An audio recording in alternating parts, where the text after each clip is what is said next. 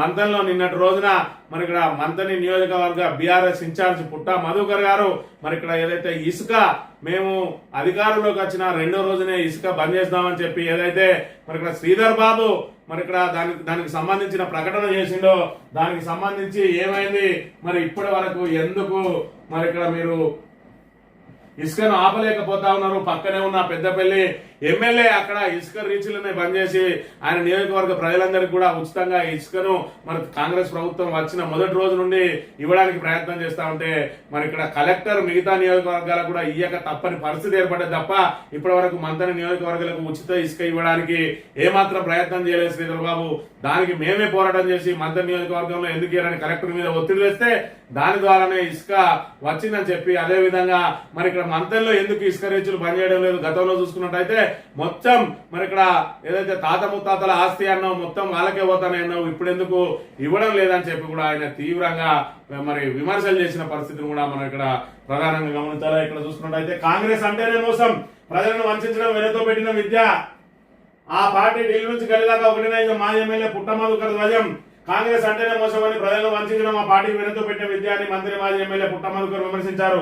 మంత్రిలో రాజగృహలో శనివారం విలేకరులతో మాట్లాడారు. ప్రజలకు మాయమాటలు చెప్పి నట్టే నమ్ముతున్న కాంగ్రెస్ కలవాటుగా మారిపోయిందని, ఢిల్లీ నుంచి గల్లీ దాకా వారిది ఒకటే నైజమని ధ్వజమెత్తారు. తెలంగాణలో అధికారంలోకి వచ్చేందుకు లెక్కలేనన్ని అబద్దాలు ఆడిన సీఎం రేవంత్ రెడ్డిని తలదన్నేలా మంత్రి నుంచి ప్రాతినిధ్యం వహిస్తున్న మంత్రి శ్రీధర్ బాబు వ్యవహరిస్తున్నారన్నారు. అసెంబ్లీ ఎన్నికల సమయంలో మన తాత ముత్తాతలకు సంబంధించిన సంపదను దోచుకెళ్తున్నారని, తమ కాంగ్రెస్ ప్రభుత్వం అధికారంలోకి వచ్చిన వెంటనే ఇసుక రవాణాను పూర్తిగా అడ్డుకుంటామని ప్రజలకు దొంగ హామీ ఇచ్చిన శ్రీధర్ బాబు మరి ఏడాది గడుస్తున్న రవాణాను ఎందుకు ఆపలేదో సమాధానం చెప్పాలని ప్రశ్నించారు. ఊసరవెల్లి రంగులు మార్చడం శ్రీధర్ బాబుకే సాధ్యమని చేపట్టారు. నాడు ఇసుక పాలసీ ఉదయం 6 గంటల నుంచి సాయంత్రం 6 గంటల వరకు కొనసాగేదని, కానీ కాంగ్రెస్ అధికారంలోకి వచ్చాక 24 గంటల పాటు నిర్వహించుకోవచ్చని ఉత్తర్వులు జారీ చేశారని విమర్శించారు. లారీలు బంద్ చేయడం మాటను పక్కన పెడితే 24 గంటలు గడుపుకోవడానికి అనుమతులు ఇవ్వడం చూస్తుంటే ఇందులో ఎంత అక్రమంగా సంపాదిస్తున్నారనే విషయాన్ని అర్థం చేసుకోవాలని సూచించారు. పెద్దపల్లి భూపాలపల్లి నియోజకవర్గాల్లో ఎమ్మెల్యేలు గోదావరి మానేరు నదుల్లో ఇసుకను తరలించకుండా అడ్డుపడుతుంటే మంత్రిగా ఉన్న శ్రీధర్ బాబు మాత్రం తన సొంత నియోజకవర్గంలో జోరుగా ఇసుక తవ్వకాలు జరుపుతున్న తవ్వకాలను ఆపడం లేదన్నారు. మరి ఇది ఇక్కడ చూసుకున్నట్టయితే పరిస్థితి ఏదైతే ఇసుకను మేము రాగానే రెండో రోజునే మరి ఇక్కడ పూర్తిగా అరికడతామని చెప్పి మరి ఇక్కడ చెప్పిన ఏదైతే శ్రీధర్ బాబు ఉన్నాడో మరి ఇప్పటి వరకు కూడా ఇసుకను ఎందుకు ఆపలేకపోతా ఉన్నాడు? ఇక్కడ చూసుకున్నట్టయితే 24 గంటల ఇసుకను మరి ఇక్కడ 24 గంటల పాటు చేయాలని చెప్పి 3 షిఫ్టులు కూడా వేసారు సిబ్బందికి. ఉదయం 7 గంటల నుంచి 3 గంటల వరకు అట, సెకండ్ షిఫ్ట్ 3 నుంచి 11 అట, థర్డ్ షిఫ్ట్ 11 నుంచి 7 గంటలకు అని చెప్పి మరి ఇక్కడ షిఫ్టుల వారిగా కూడా వీళ్ళకి చెప్తా ఉన్నారు. అప్పుడు శ్రీధర్ బాబు చెప్పిన మాటలు కనుక ఒకసారి విన్నట్టయితే,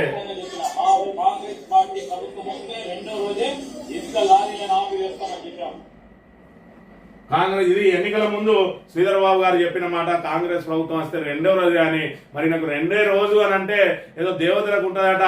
మరి ఇక్కడ దేవతలకు ఒక్క రోజు గడవాలంటే 150 సంవత్సరాలు 200 సంవత్సరాలు అయితే వాళ్ళకి ఒక్క రోజుతో సమానం అన్నట్టుగా మరి ఇక్కడ శ్రీధర్ బాబు గారికి 5 సంవత్సరాలు ఒక్క రోజుతో లెక్కన, అంటే 10 సంవత్సరాలు గడిస్తే 2 రోజులు గడిచిన కింద లెక్కన మరి శ్రీధర్ బాబుకు అన్న విషయం తెలవాలి. మరి గతంలో ఎన్నికల మరి వేళ ఏ విధమైన మరి ఇక్కడ మాటలు మాట్లాడిండు ఎన్నికల ప్రచారంలో కూడా ఒకసారి చూసుకున్నట్టయితే, ఒక్కసారి వాళ్ళు లాభం పెట్టి ప్రయత్నం చేస్తారు. అన్ని ఇసుక రీతులు నడుస్తున్నాయి.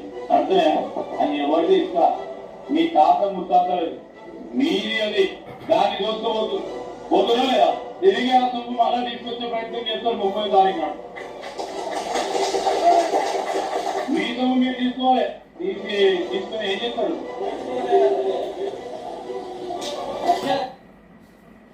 మరి ప్రజలకు మీరు ఏదైతే మరి ఇక్కడ గ్యారంటీ హామీ ఇచ్చిందో 30వ తారీఖు రోజున తిరిగి తీసుకొచ్చే ప్రయత్నం చేస్తామని మరి ఇక్కడ తీసుకొని ఏం చేయాలి? మీరు మరి ఏదైతే చేతి గుర్తుకేయాలి అంటే వాళ్ళు పైసలు పంచుతారు. ఈ ఇసుక పైసలు అన్ని కూడా వాళ్ళ జేబులలోకి పోతానే. వాళ్ళ ఎలక్షన్ల టైంలో పైసలు పంచుతారన్నారు.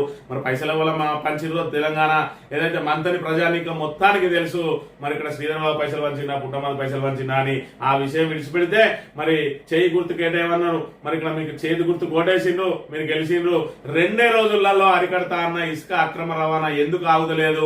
మరి ఇక్కడ ఇసుక రీచ్ల ద్వారా వెళ్లే ఇసుక అంతా కూడా ఆ రోజు బీఆర్ఎస్ నాయకుల జేబులు నిండితే ఈ రోజు ఎవరి జేబులు నిండుతాయి?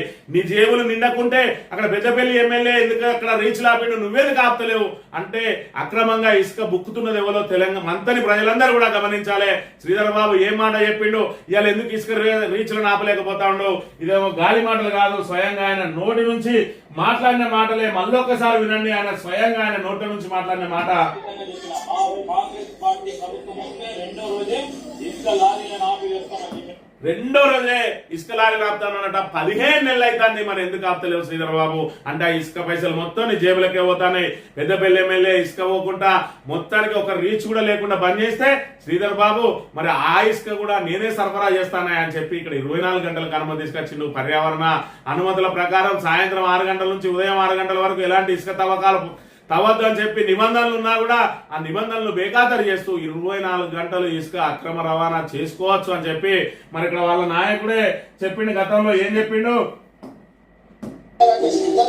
మీడియా మిత్రులారా, మీరు ఒక్కసారి చూడండి, ఈ లారీలో చూడండి, లక్షలాది టన్నుల ఇసుకను మానేరు వాగు, గోదావరి వాగుల నుంచి ఇట్లా మొత్తం దోపిడీకి పాల్పడుతుంటే, అంటే ఈ రకమైన దోపిడీ జరుగుతుంటే ఎందుకు చర్యలు తీసుకోకుండా ఊరుకుంటున్నాడు?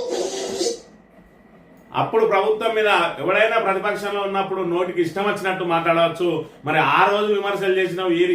ఈ లారీలు అప్పటి బీఆర్ఎస్ ప్రభుత్వమే కాదు, ఇప్పుడు అన్నారం బ్యారేజ్ దగ్గరికి వెళ్తున్న లారీల పరిస్థితి స్టిల్ నౌ ఇప్పుడు జరిగే పరిస్థితి ఏది?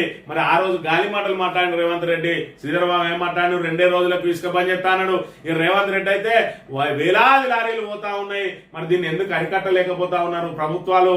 మరి ఇక్కడ వాళ్ళ జేబులకే ముఖ్యమంత్రి కుటుంబానికి ఉన్న చీకటి అనుబంధం ఏందో తేడాని, ముఖ్యమంత్రి కుటుంబానికి ఉన్న చీకటి అనుబంధం ఏదో తేలాలని రేవంత్ రెడ్డి అంటా ఉన్నాడు. గతంలో మాట్లాడిన మాటలు ఇవి. మరి ఇప్పుడు అదే ఇసుక అదే రీతిన దానికంటే 10 రెట్లు ఎక్కువ అవుతుంది.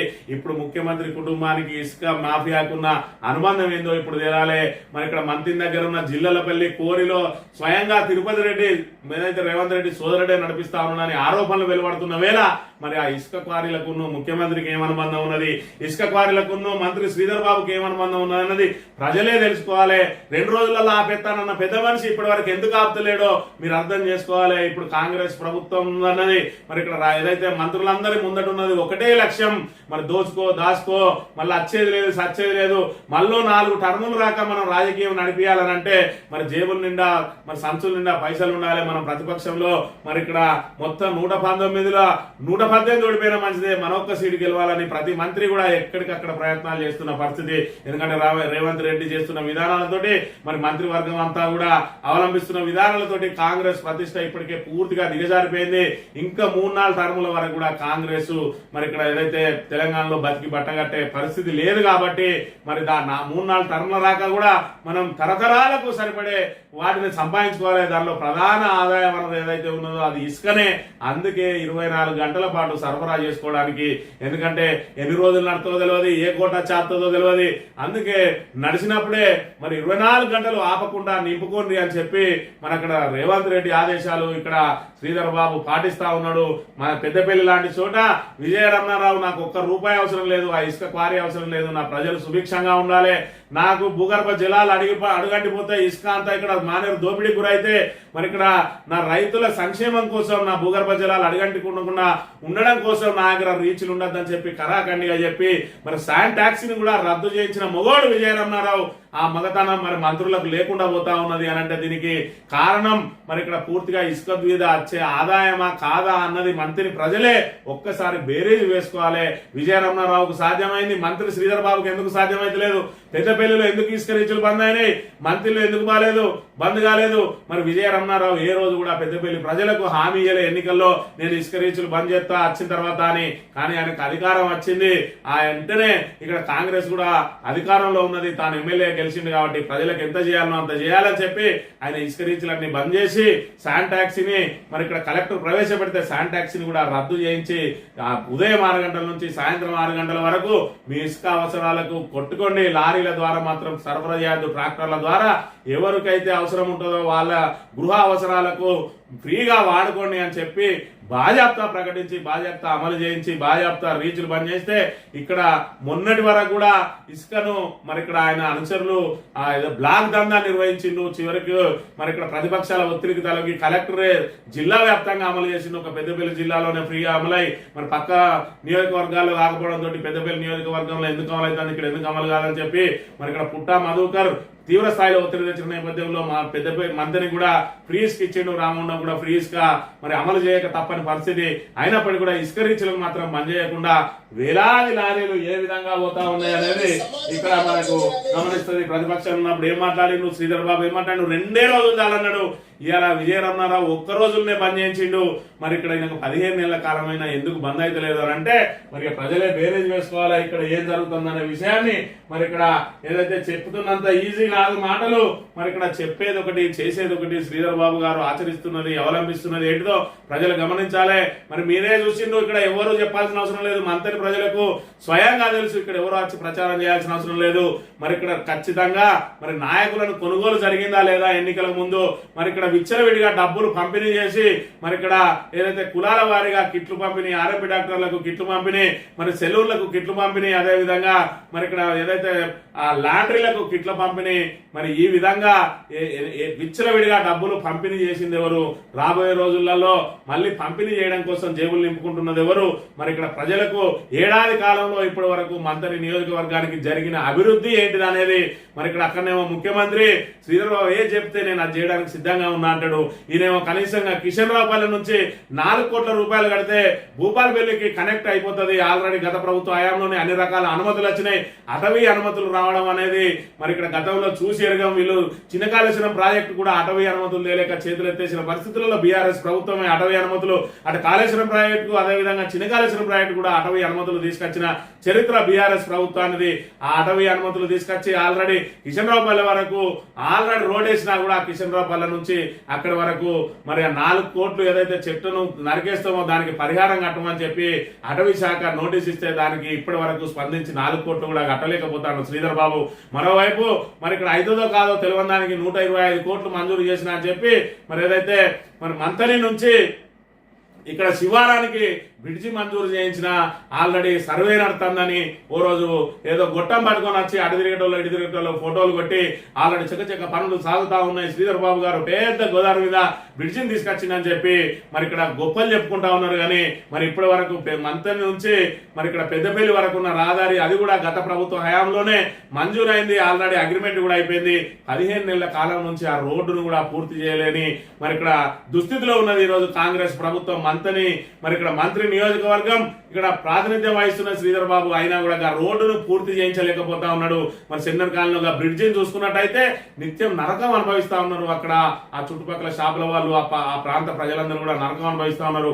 15 నెలల కాలంలో పెద్దపల్లి నుంచి మంత్రి వరకు ఉన్న రహదారినే పూర్తి చేయలేకపోతున్న మరి అసమర్థ ప్రభుత్వం ప్రజల మీద ఏ మేరకు మరి ప్రజా సమస్యల పరిష్కారానికి శ్రీధర్ బాబుకు చిత్తశుద్ధి ఉన్నదో ప్రజలందరూ ఆలోచించుకోవాలి, బేరీ చేసుకోవాలి.